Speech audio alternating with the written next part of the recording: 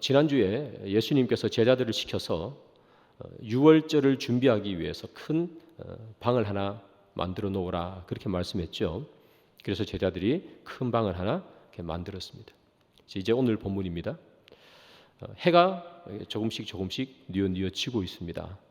예수님께서 그 제자들을 미리 준비한 방으로 이렇게 불러들였습니다. 예수님께서 제자들과 함께 우리가 잘 아는 유월절 마지막 만찬, 최후의 만찬을 하기 위해서 그 방 안에 앉아 계십니다.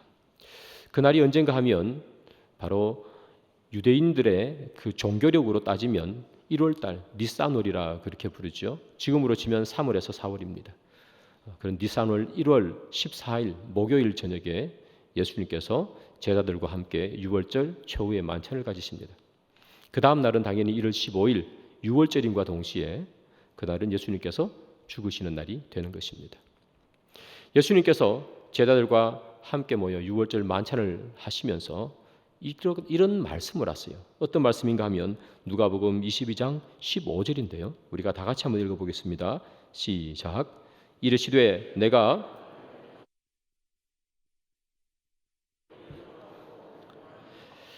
예수님께서 원하고 원하였노라 이렇게 표현하죠. 정말 간절히 원했다는 강조의 말씀이죠. 내가 정말 간절히 원한 게 하나 있는데 그게 뭐냐 하면 유월절을 먹고 싶었다 그렇게 말합니다. 유월절을 먹고 싶었다는 이야기는 유월절 어린 양을 먹고 싶었다 하는 그런 이야기겠죠. 예수님께서 왜 유월절 어린 양을 드시면 될 텐데 왜 그렇게 간절히 원하며 유월절 어린 양을 먹고 싶었을까요? 예수님께서 유월절 테이블에 앉으셔가지고 그 식탁 위에 놓여져 있는 그 어린 양을 보면서 예수님 이런 생각을 하셨겠죠. 저 옛날 모세가 살던 시대입니다. 그때에 있었던 유월절을 생각하셨겠죠. 이스라엘 백성들이 애굽을 떠나 출애굽을 하기 전에 어떤 일이 있었는가? 어린 양을 잡게 됩니다. 그 어린 양의 피를 문지방과 문설주에 발려놓으면 하나님께서 지나가시다가 피가 있으면 그 집을 그냥 넘어가셔서 죽음을 면하시게 하는 은혜가 그 집에 내리는 것이고 하나님께서 지나가시다가 피가 없으면 그 집은 심판을 받게 되는 것이죠. 그래서 장자가 죽는 일이 생기는 것입니다.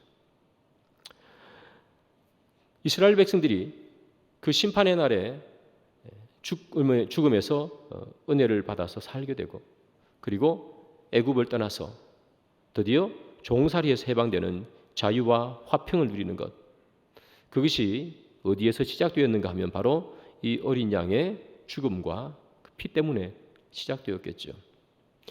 예수님께서 최후의 만찬에 식탁 위에 놓여져 있는 그 어린 양을 보시면서 그 옛날 그 어린 양을 생각했겠죠. 그리고 자신도 모세 시대 때의 그 어린 양이 죽은 것처럼 그리고 식탁 위에 놓여 있는 그 죽어서 이 식탁 위에 놓여 있는 이 어린 양처럼 나도 이제 죄인들을 위해서 죽어야 할 순간이 찾아왔구나. 그 어린 양처럼 나도 내 살과 내 피를 내어줌으로 죄인들을 위해서 구원할 날이 다가왔구나. 그리고 그 죄인들을 구원할 그날을 내가 거부하지 않고 도살장에 끌려가는 어린 양처럼 내가 나 스스로를 세상 가운데 내어줘야 되겠구나. 내일이면 내가 여기 식탁 위에 놓인 이 어린 양처럼 내가 그렇게 되겠구나. 내가 그 사역을 그리고 주님의 사명을 감당해내야 돼 말겠다 하는 그 생각을 하신 거겠죠. 그래서 예수님께서 어린 양 유월절 먹기를 원하셨다는 거예요. 식탁 위에 있는 어린 양을 자기와 동일시한 것이죠. 자, 그러면 여러분 예수님께서 그 어린 양 먹기를 정말 원하셨는데 그 어린 양을 이 유월절 저녁에 누구와 함께 먹습니까? 예수님의 12 제자들과 함께 먹습니다. 그러면 예수님께서 12제자들과 그 어린 양을 먹으면서 예수님께서 제자들에게 그냥 먹는 게 아니라 들려주고 싶은 메시지가 2개가 있습니다. 첫 번째는 이런 메시지죠.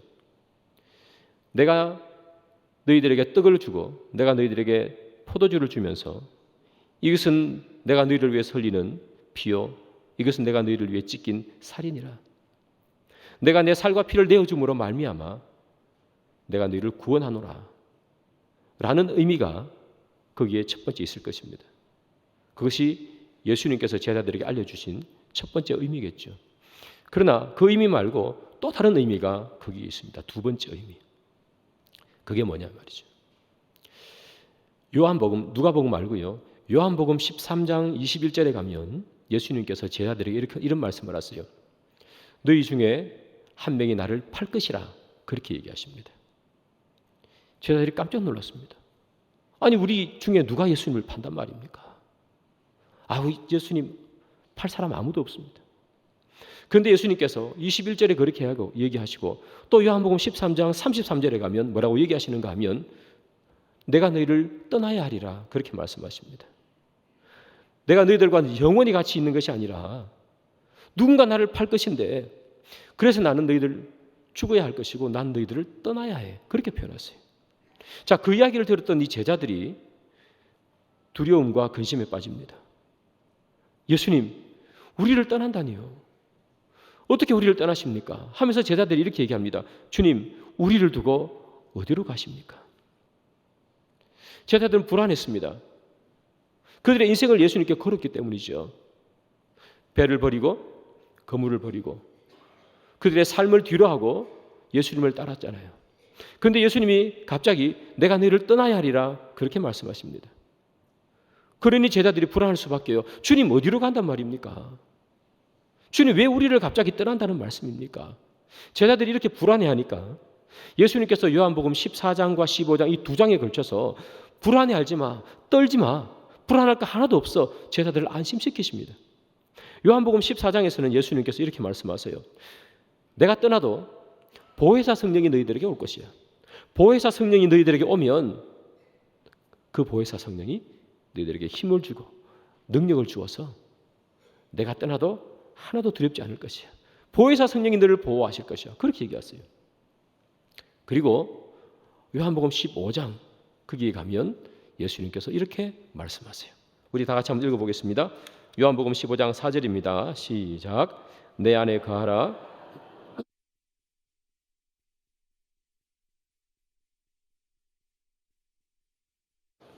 너희도 내 안에 있지 아니하면 그러하리라.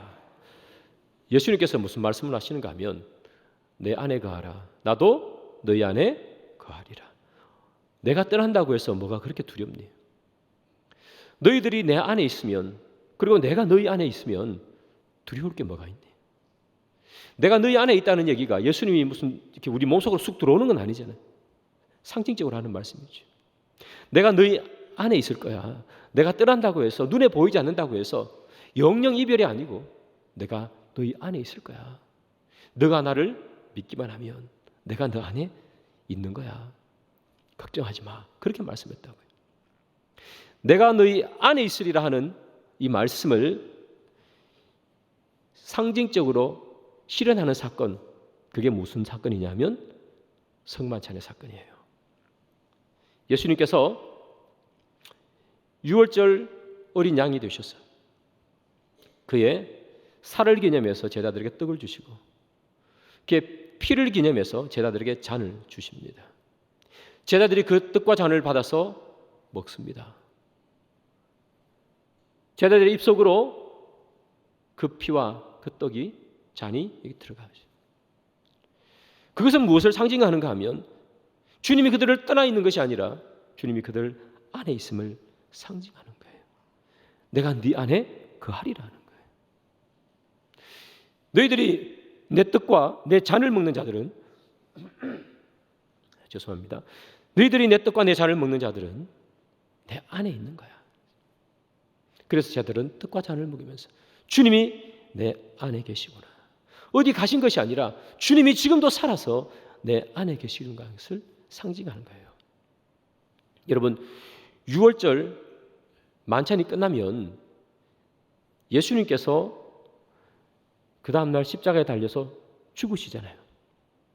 그러면 예수님의 이 지상 사역은 끝이 납니다. 예수님이 죽으심으로 말미암아 지상 사역이 끝이 난다고 해서 예수 그리스도의 복음 사역이 끝나는 건 아니죠. 예수의 복음 사역이 누구에게 이어져야 합니까? 예수가 머무는 사람들에게죠. 예수를 받아들인 사람 아닙니까? 예수가 그들 안에 있는 사람들 아니에요?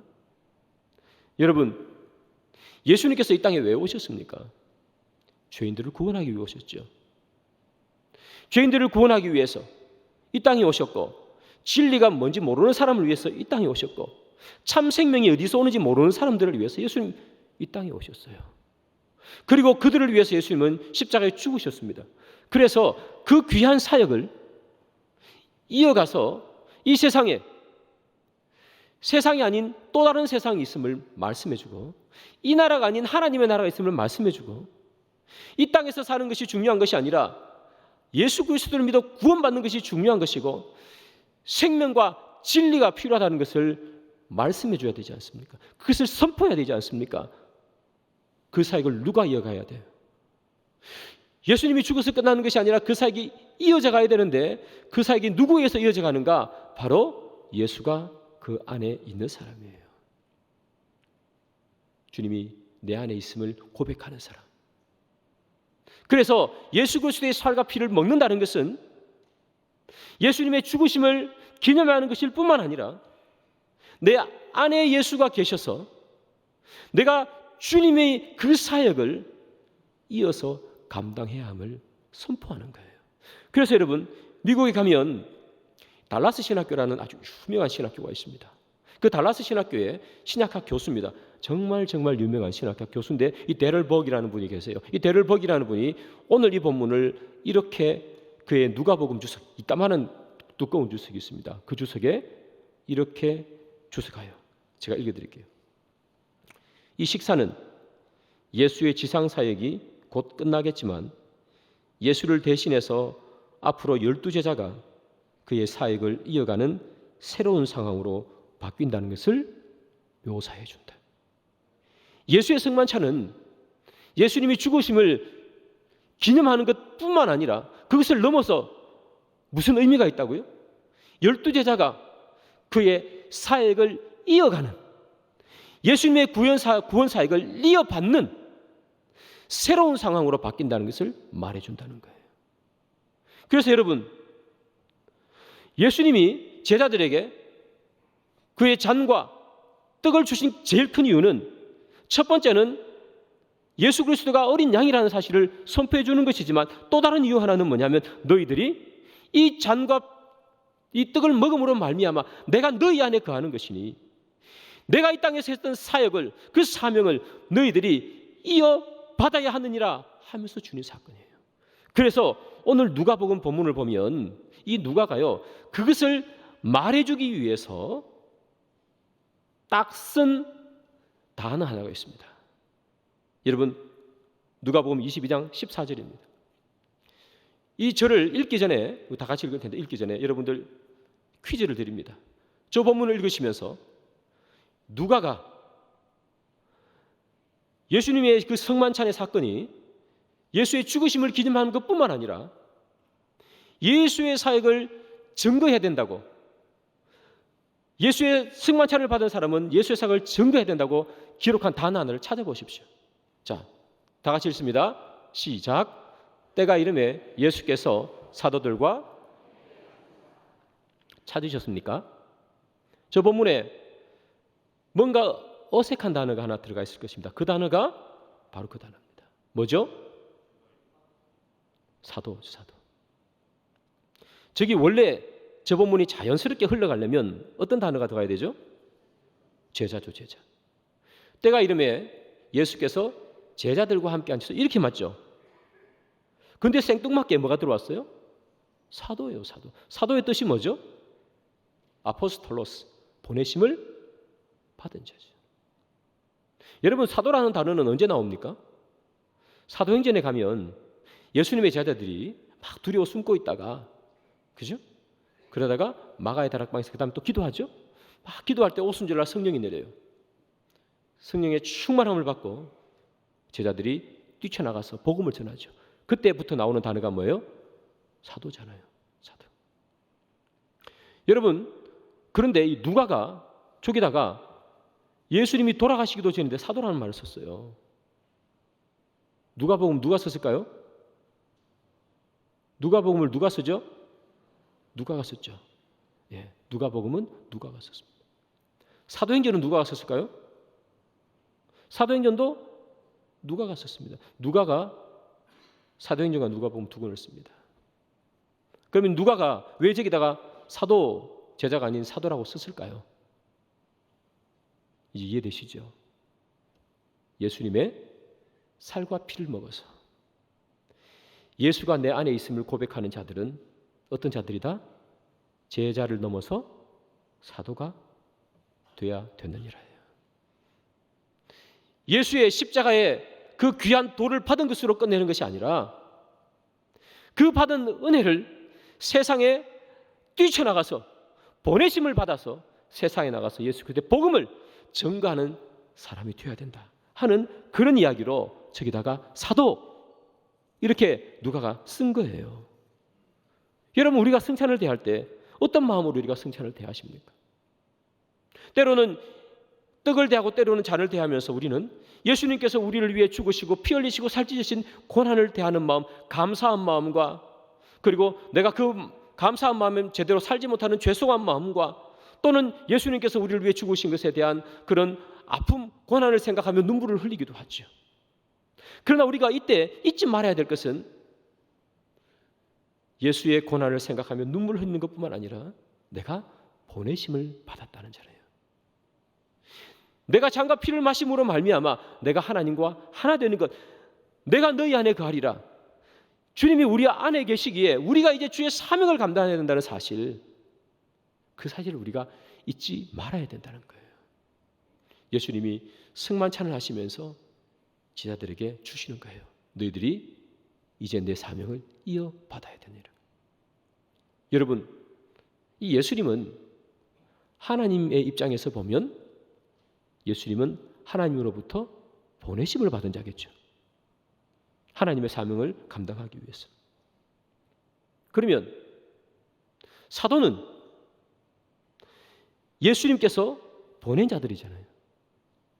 제자들은 보냄을 받은 자겠죠. 그럼 우리는 어떻습니까? 우리 또한 보냄을 받은 자 아닙니까?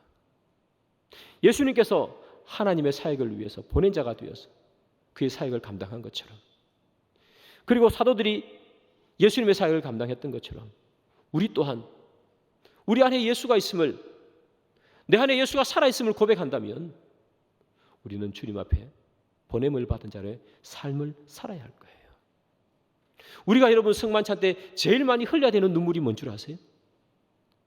주님이 나를 위해서 피 흘리시고 살찌으신 것 때문에 우리도 눈물을 흘리지만 또 하나 우리가 눈물을 흘려야 되는 것은 주님, 내가 보냄을 받은 자로의 삶을 살지 못했습니다 하는 그 처절하고 안타까움으로 우리가 눈물을 흘려야 돼요. 우리가 주의 장과 떡을 대할 때 주님이 얼마나 아프셨을까, 이것만 생각하면 주님께서 주신 그 승만찬의 의미를 50%만 아는 것입니다. 그러나 주의 죽으심을 생각하고 주의 살찌시기심을 생각할 때 여러분 반드시 함께 생각하셔야 되는 것, 주님이 나를 보내셨구나. 그래서 주님이 이것을 기념하라 하시는구나. 여러분 반드시 기억하셔서 우리가 세상에 나가서 보내심을 받은 자로의 삶을 사는데 부족함이 없는 저와 여러분들 되기를 소망합니다. 예수님께서 이 제자들과 함께 승만찬을 하고 계십니다. 그리고 떡을 주시고 그리고 포도주를 주시면서 의미를 말씀해 주셨어요. 한참 승만찬이 진행되고 있는 가운데 예수님께서 깜짝 놀랄 만한 놀라운 이야기를 제자들에게 한 말씀 툭 던집니다. 그 말씀이 뭐냐 하면 너희들 중에 한 명이 나를 팔 것이라 이렇게 얘기했어요. 제자들이 그 이야기를 듣고 깜짝 놀랍니다. 오늘 본문에 보면 자세히 기록되지 않는데 다른 복음서를 보면 자세히 기록되어 있죠. 제자들이 너무 당황합니다. 예수님께 이렇게 물어요. 예수님, 내가 팔 자입니까? 또 다른 제자는 와가지고 예수님 혹시 내가 예수님 팝니까? 막 서로 당황한 거예요. 여러분, 예수님께서 너희 중에 한 명이 나를 팔리라 그렇게 말씀하셨잖아요. 그 말씀은 예수님께서 자기를 팔 자가 제자들 가운데 있다는 사실을 알고 계셨다는 거예요. 우리가 아는 것처럼 가룟 유다가 예수를 팔 것이라는 것을 예수님은 이미 다 알고 계셨습니다. 그러면 이런 생각이 듭니다.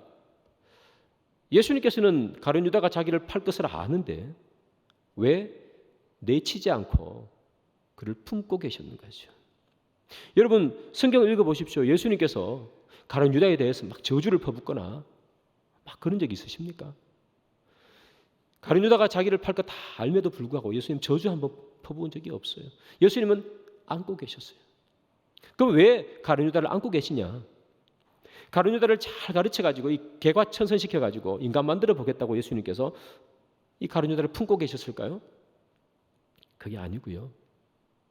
여러분, 좀 전에 말씀드린 것처럼 예수님도 하나님에 의해 보내심을 받은 사명자로 이 땅에 오신 거 아니겠습니까? 그럼 예수님의 사명이 뭐예요? 죽는 거예요. 죄인들을 위해서 그의 살과 피를 내어주는 것. 죽는 것이 예수의 사명이에요. 예수님의 사명은 자기 제자들을 키워놓고 등막 높은, 인품 높은 그런 사람으로 사람들에게 존경받는 게 아니고 죽는 게 자기의 사명이고 목표였습니다. 그래서 예수님은 죽으러 오신 거 아닙니까? 그러면 자기를 죽이겠다고 달려오는 이 가룟 유다를 예수님께서 안으신 이유를 여러분 아시겠죠? 예수님은 죽으셔야 하고 가룟 유다는 예수를 죽이고 싶고 그것이 예수님이 가룟 유다를 안는 이유예요. 예수님의 판단 기준이 뭐냐 하면 저 녀석을 끌어안는 게 나에게 이익이 될까? 저 녀석을 내치는 게 나의 이익이 될까? 그게 예수님의 판단 기준이 아니라 무엇을 해야 하나님의 사명을 내가 감당할 수 있을까? 하나님의 나에게 주신 그 사명을 감당하기 위해서 나는 무엇을 해야 하는가? 이게 예수님의 판단의 기준입니다. 예수님은 죽으러 오셨기 때문에 나를 찔러 나를 죽이고 싶은 이 가룟 유다를 품고 가시는 겁니다. 그래야 사명을 이룰 수 있으니까요. 그것이 예수님의 판단의 기준이고 그것이 예수님께서 가룟 유다를 안으신 이유입니다. 사명 때문에. 하나님의 그에게 주신 그 사명을 이루기 위해서 자기를 찌를 자를 품고 안고 가신 거예요.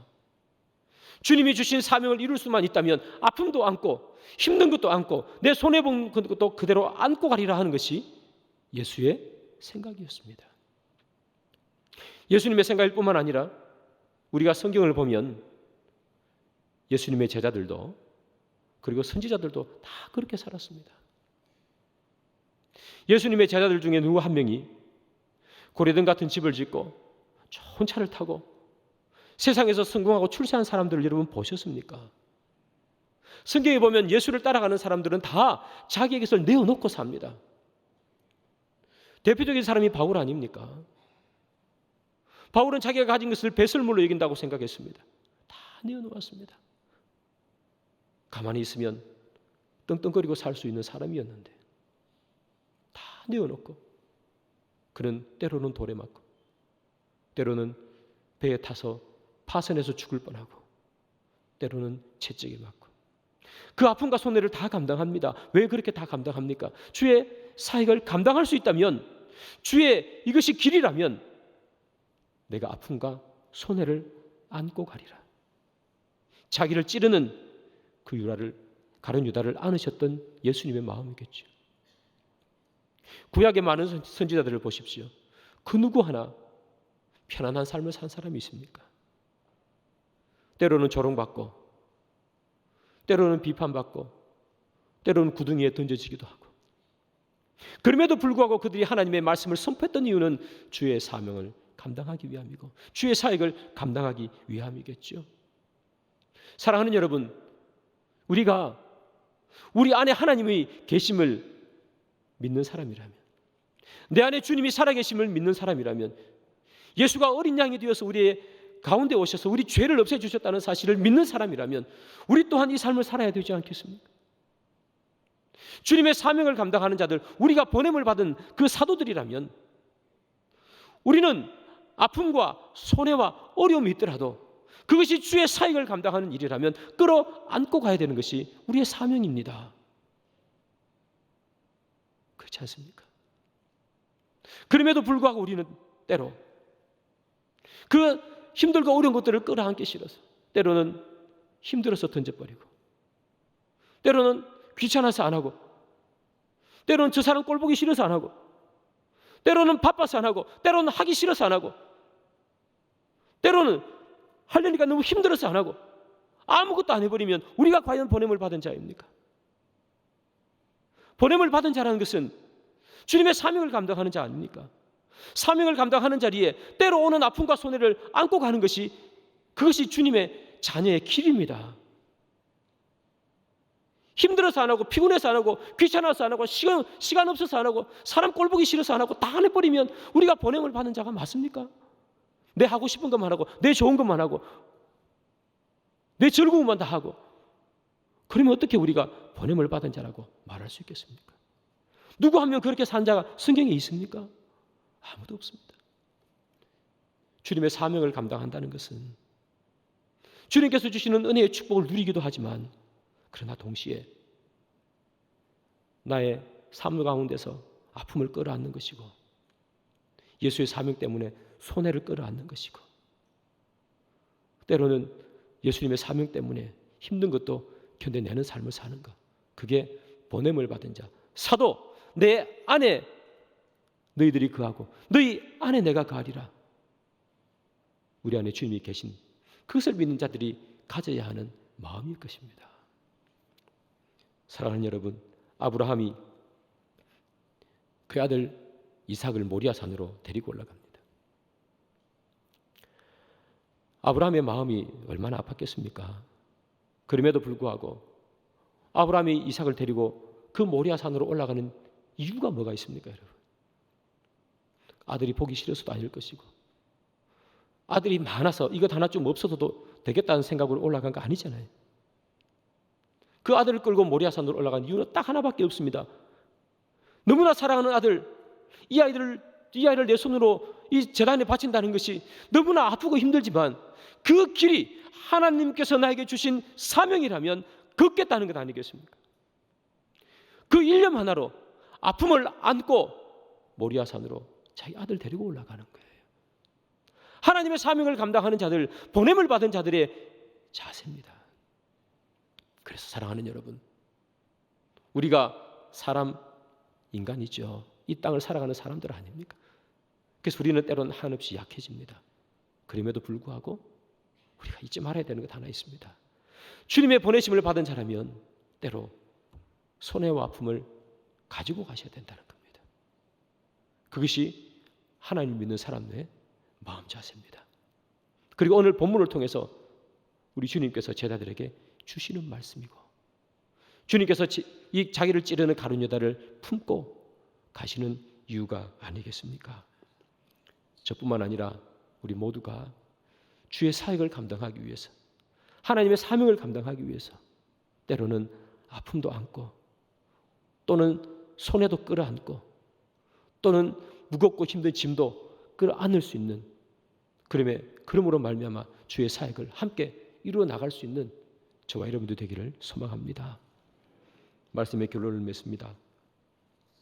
예수님은 하나님의 뜻을 감당하기 위해서 이 땅에 오셨고 기꺼이 십자가에 죽는다는 그 아픔을 끌어안으셨고 그러기 위해 자기를 죽이려고 하는 가룟 유다를 품고 3년을 지내셨습니다.